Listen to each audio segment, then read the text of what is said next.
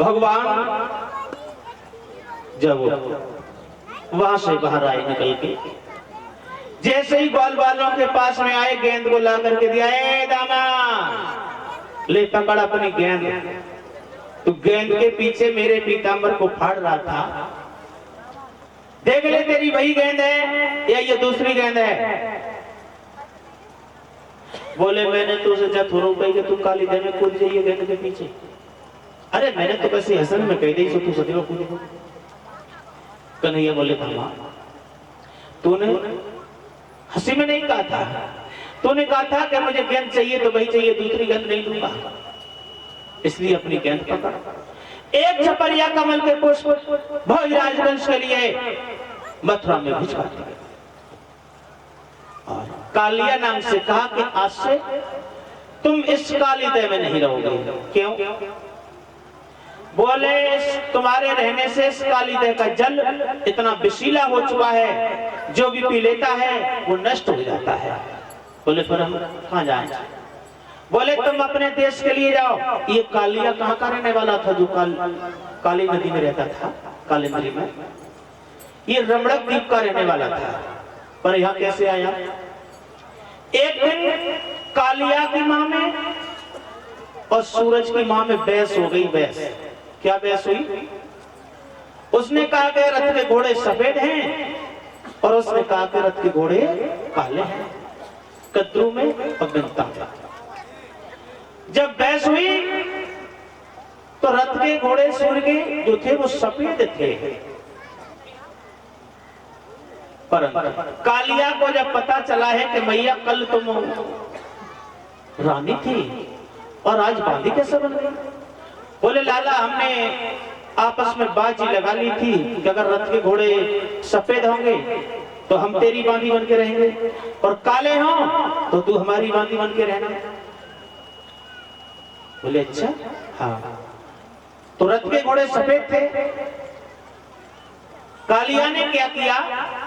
रथ के पहियों में लपट गया और पहियों को काला बना दिया। जो बांदी थी वो रानी हो गई, जो रानी थी वो बांदी हो गई। बोले फिर वो बांदी हो गई। सूर्य कहने लगे, सूर्य के घोड़े जो थे काले हो गए। अब गरुड़ कहने लगे मैया ये बताओ कल तो तुम रानी थी पर आज बांदी कैसे हो गई? बोले बांदी क्या, रथ के जो सूर्य के रथ के घोड़े हैं वो काले हैं और हमने ये कहा था कि सफेद हैं। गरुड़ कहने लगे मैया रथ के घोड़े सफेद हैं, काले नहीं हैं। फिर बोले कालिया नाग ने फुसकार मार के काला कर दिया है, मैं उस कालिया नाग को जरूर देखूं। तो गरुड़ के डर की वजह से कालिया उस रमणक द्वीप को छोड़ दिया उसने और यहाँ कालीदह में आकर के रहने लगा। भगवान कहने लगे यहाँ से तुम इस कालीदह में नहीं रहोगे। बोले अगर मैं अपने देश के लिए जाता हूं तो वहां गरुड़ मेरा भक्षण कर जाएंगे। बोले गरुड़ तुमसे कुछ नहीं कहेंगे, मैं अपने पैरों के निशान बनाए देता हूं। गरुड़ जी तुमसे कुछ नहीं कहेंगे, जाओ और तुम अपने यहाँ जाओ रहो जाके। कालिया नाग को भगवान श्याम सुंदर ने भेज दिया, गेंद को लाके दिया, एक छपरिया कमल के पुष्प भोजराज वंश के लिए मथुरा में भिजवा दिए।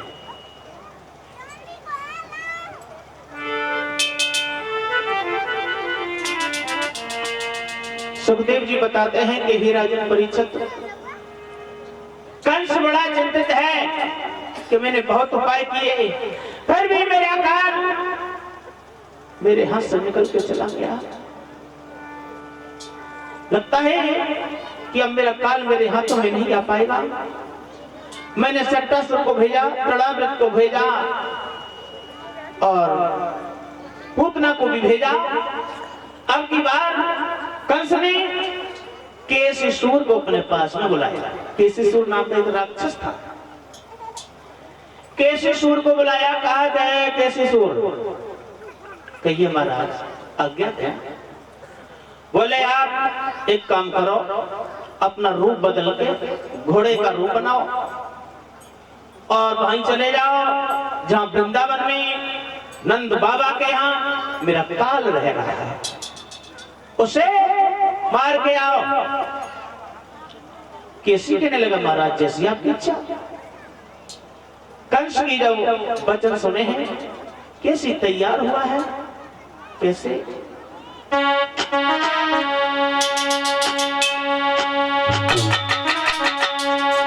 कि सोने की कंस के वचन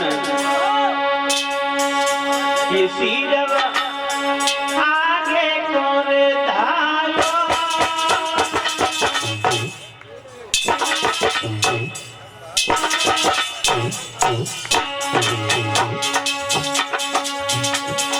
कंस ने जब ये शब्द कहे केसी ने कहा कि तुम चले जाओ, तो मेरा काल रह रहा है उसे मार जाओ।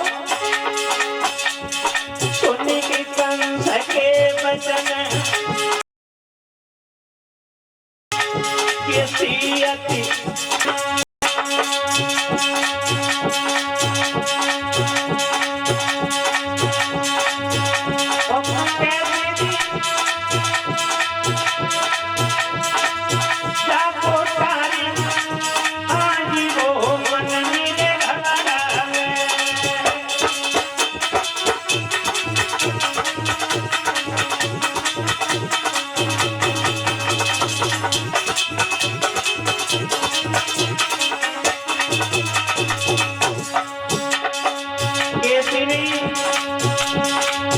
के बच्चों सोने जरा भी देर नहीं की, एक घोड़ा का रूप बनाया और घोड़ा का रूप बनाने के बाद जगमग जरे ज्योति बारी के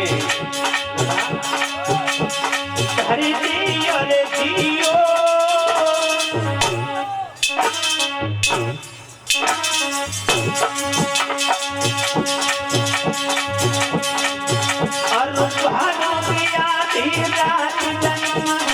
आज मुरे लियो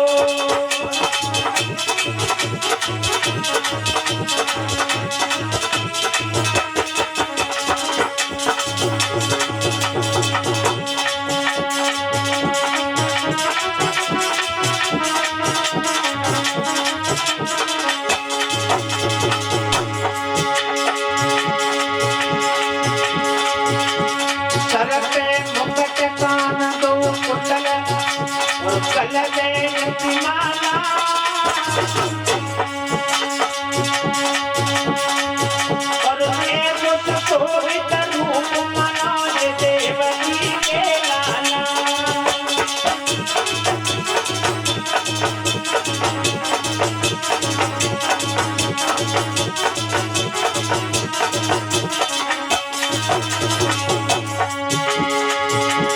अरे करियन के सिर चतुराई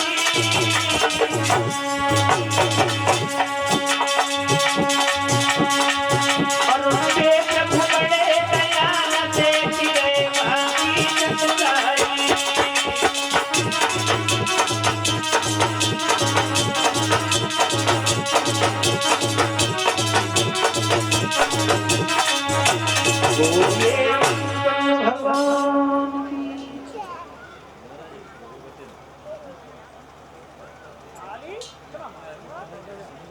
सुखदेव बता रहे हैं कि हे राजन परीक्षित, आज वो भोजराज कंस ने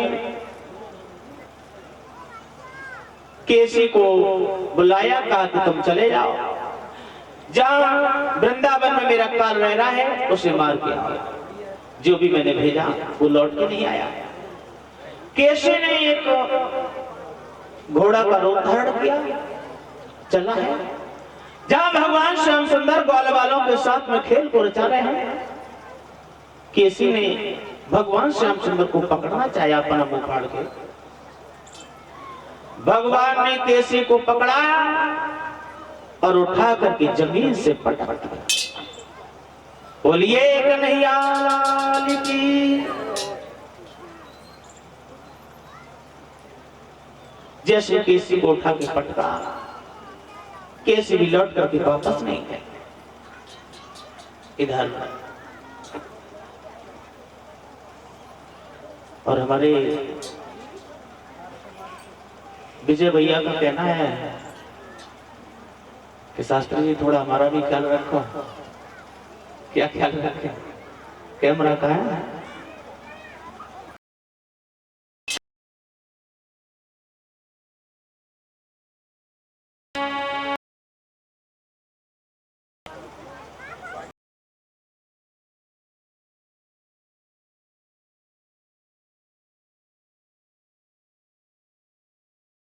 हमें 100 रुपए से सम्मानित करते हैं।